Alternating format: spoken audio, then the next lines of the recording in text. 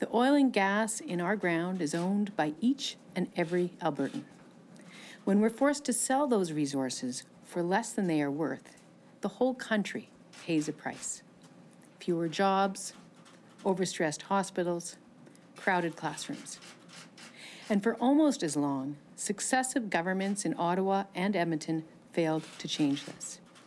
Despite having more coastline than any country on the planet, Canada as a whole remains landlocked. 3 years ago, we set out to fix this. Working together, we've made progress.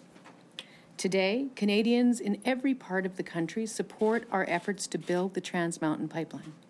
In coffee shops, on shop floors, and in boardrooms around the country, I've heard directly from thousands upon thousands of our fellow citizens who understand that a strong Alberta equals a strong Canada, and that a pipeline to the coast is critical to that.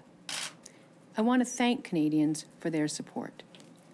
Now, more than ever, we need to come together and prove to ourselves and to the world that our country works. Why?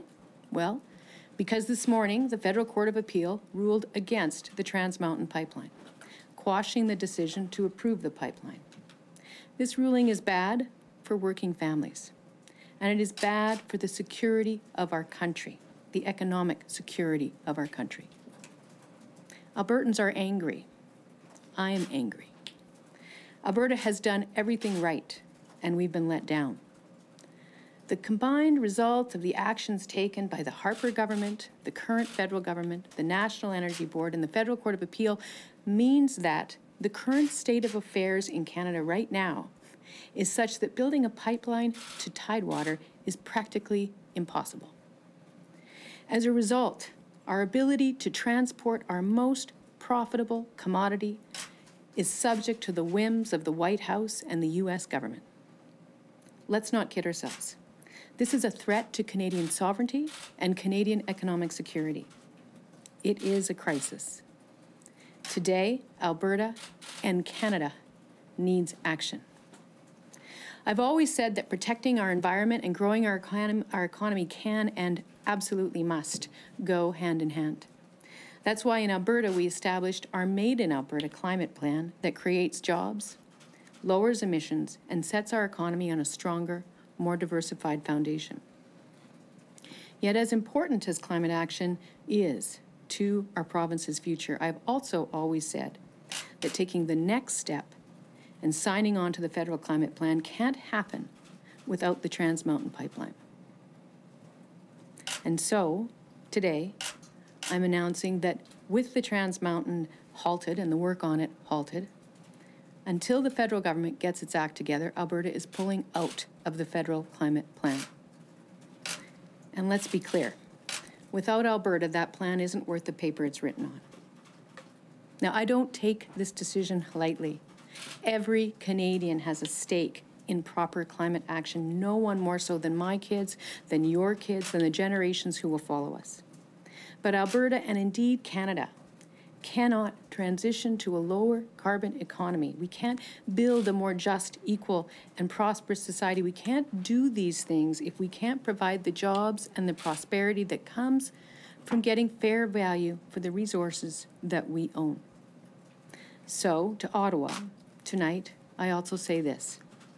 Successive federal governments created the mess we find ourselves in. It was broken in Ottawa, and now Ottawa needs to fix it.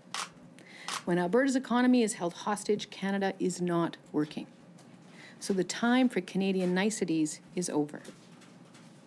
Earlier today, I spoke to the Prime Minister, and I told him that Ottawa needs to take the following actions. First, and most obviously, the federal government must immediately launch an appeal to the Supreme Court of Canada. But even more importantly, Ottawa must immediately recall an emergency session of Parliament to assert its authority and fix the NEB process as it relates to this project to make it clear that marine matters have been and will be dealt with in a different forum. Then, Ottawa needs to roll up its sleeves and continue its work to protect our coast. And finally, It must improve the consultation and accommodation relating to Indigenous people in the way that they deserve. Our sovereignty and our economic security depend on it. If the federal government acts boldly and gives this crisis the attention it deserves, construction can restart early in the new year. This absolutely needs to happen. Because today's decision by the court should put fear in the heart of any government or any investor who wants to export non-renewable resources directly from Canada, including, I might say, LNG on the West Coast. We cannot accept, no one in Canada should accept, that the only way to sell Canada's resources is through the US. No other country on earth would accept this, and Canada shouldn't either, especially when we are doing it to ourselves. It is ridiculous. Money that should be going to Canadian schools and hospitals is going to American yachts and private jets. We're exporting jobs. We're exporting opportunity, and we are letting other countries control our economic destiny. We can't stand for it. So that's why, for now, we are pulling out of the National Climate Plan. And I am calling on the federal government, again, to take this to the Supreme Court, to call an emergency session of Parliament to fix this mess and to get construction restarted. Alberta, we are the engine of this country economically. We have built one of the greatest societies on earth through hard work, through ingenuity, and by aggressively defending our interests when those interests have been challenged. History calls on us to do so again today.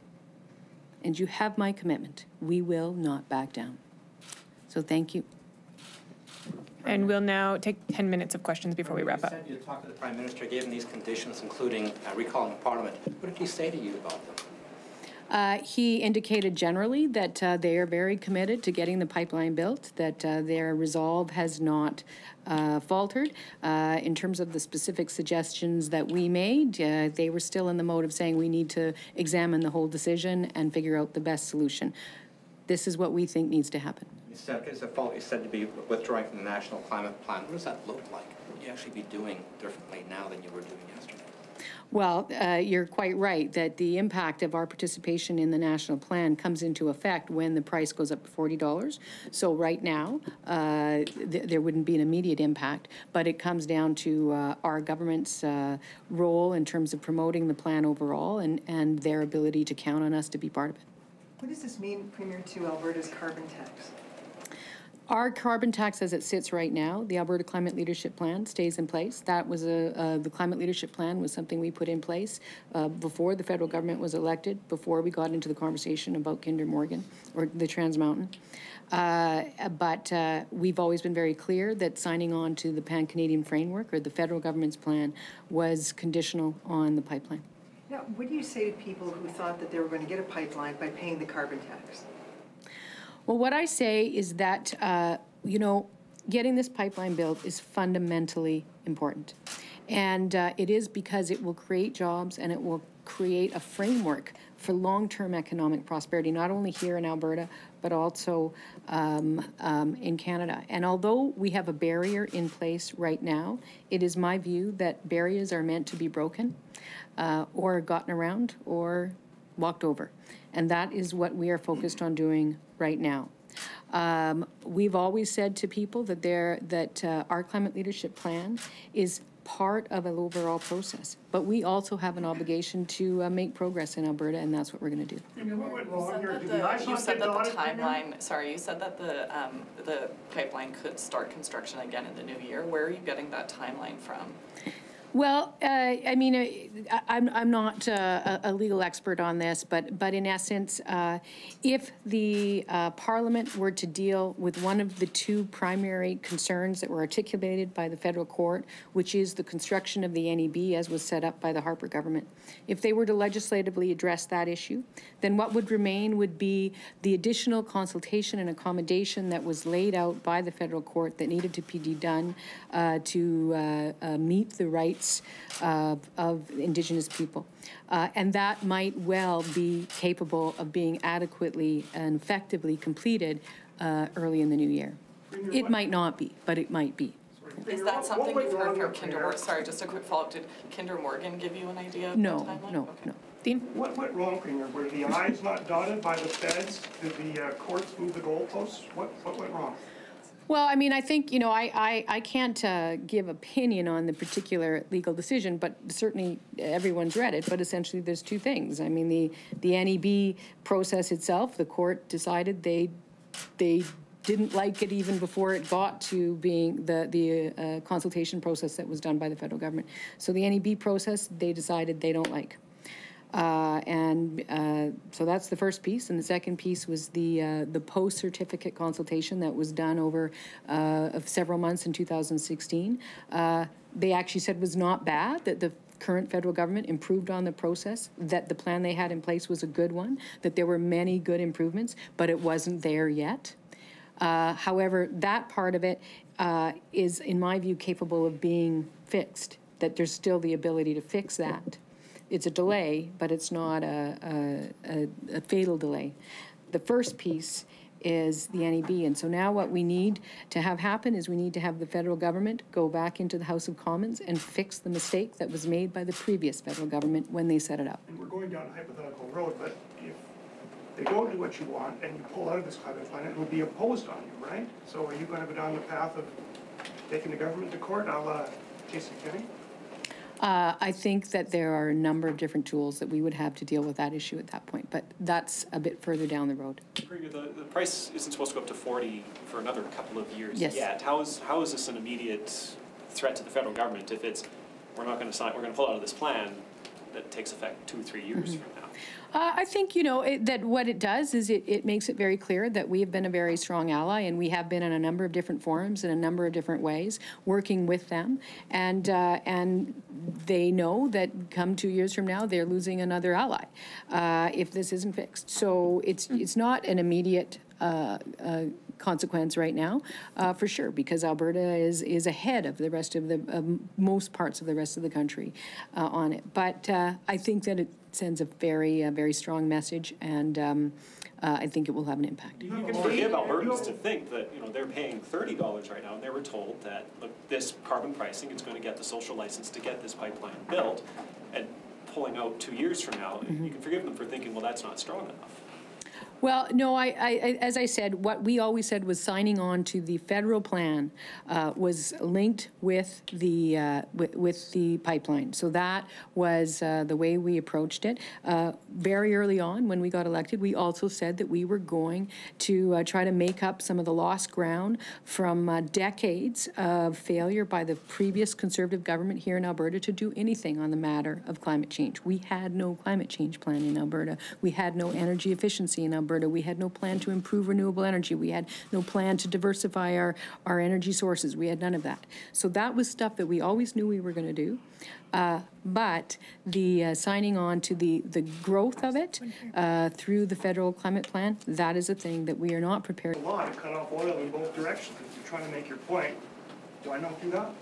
Well, you know, as things stand now, we're going to see how things unfold over the next little while, and we look at the degree of attention that this receives from the federal government and the legislative and other plans that the federal government is prepared to apply to get this thing rolling. The current state of things is that the delay is not acceptable. It's just not acceptable. We're going to see what we're going to do, Dean, is we're going to watch how things unfold. Thanks, everyone. We have a bill, it's there. Thank you, everyone.